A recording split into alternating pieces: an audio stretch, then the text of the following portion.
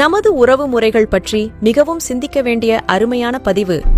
அண்ணன், தம்பி, அக்கா, தங்கை, சின்ன அண்ணன், பெரிய அண்ணன், சின்ன அக்கா, பெரிய அக்கா, சித்தப்பா, பெரியப்பா, அத்தை, மாமா, மச்சான், மச்சினி, அண்ணி, கொழுந்தனார், நாத்தனார், தாய்மாமன், சித்தப்பா பையன், சித்தப்பா பொண்ணு, பெரியப்பா பையன், பெரியப்பா பொண்ணு, அத்தை பையன், அத்தை பொண்ணு, மாமன் பொண்ணு, மாமன் பையன்.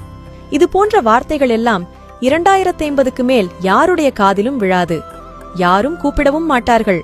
அகராதியிலிருந்து கூட கொஞ்சம் கொஞ்சமாக அழிந்துவிடும். காரணம், ஒன்னே ஒன்னு, கண்ணே கண்ணு என்று ஒரே ஒரு குழந்தை மட்டும் போதும் என்று முடிவெடுக்க ஆரம்பித்ததுதான். அப்படி இருக்கும்போது இந்த உறவுகள் எல்லாம் எப்படி வரும்? பெண்கள் வயதுக்கு வந்ததும் சீர்வரிசை செய்யவோ, பந்தல் போடவோ, முதல் புடவை எடுத்து தரவோ எந்த தாய்மாமனும் இருக்கப் போவது இல்லை. திருமணத்தின் போது அரசாணைக்கால் நட எந்த அண்ணனும் இருக்கப் போவதில்லை. மாப்பிள்ளைக்கு மோதிரம் போட எந்த தம்பியும் இருக்கப் போவதில்லை. குழந்தைக்கு மொட்டை போட யார் மடியில் உட்கார வைப்பார்கள்? கட்டி கொடுத்த பெண்ணுக்கு ஏதாவது பிரச்சனை என்றால் அண்ணனும் தம்பியும் பறந்து செல்வார்கள். இனி யார் போவார்? ஒவ்வொரு பெண்ணும் சொந்த பந்தம் ஏதுமின்றி ஆறுதலுக்கு ஆளின்றி தவிக்கப் போகிறார்கள்.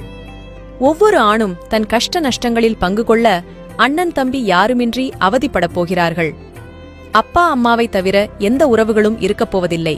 அந்த ஒரு குழந்தையும் வெளியூருக்கோ இல்லை தனி குடித்தனமோ சென்றுவிட்டால் ஒன்னே ஒன்னு, கண்ணே கண்ணு என்று வளர்த்தவர்கள் எல்லாம் வயதான காலத்தில் ஏனென்று கேட்க நாதியற்று முதியோர் இல்லத்திலோ அல்லது அந்த ஒரு குழந்தைக்காக கட்டிய வசதியான வீட்டிலோ அனாதையாக கிடந்து சாவார்கள்.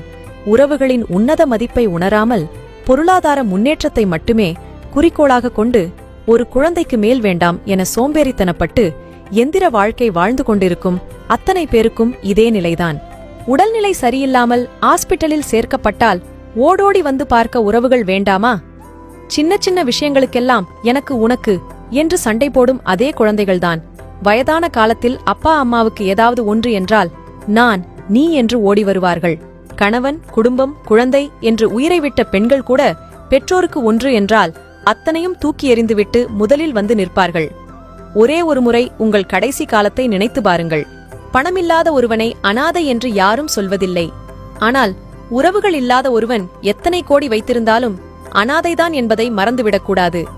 கார், பங்களா, வசதி வாய்ப்புகளுடன் ஒன்னே ஒன்னு, கண்ணே கண்ணு என்ற பெயரில் உறவுகளற்ற ஒரு அனாதையை வளர்ப்பதற்கும் வயதான காலத்தில் நாதியற்று சாவதற்குமா இவ்வளவு பாடுபட்டு ஓடி ஓடி சம்பாதிக்கிறீர்கள்? சிந்தியுங்கள் மக்களே. ஆணோ பெண்ணோ குறைந்தது 2 குழந்தையாவது பெற்றுக்கொள்ளுங்கள். அனைவருக்கும் பகிருங்கள்.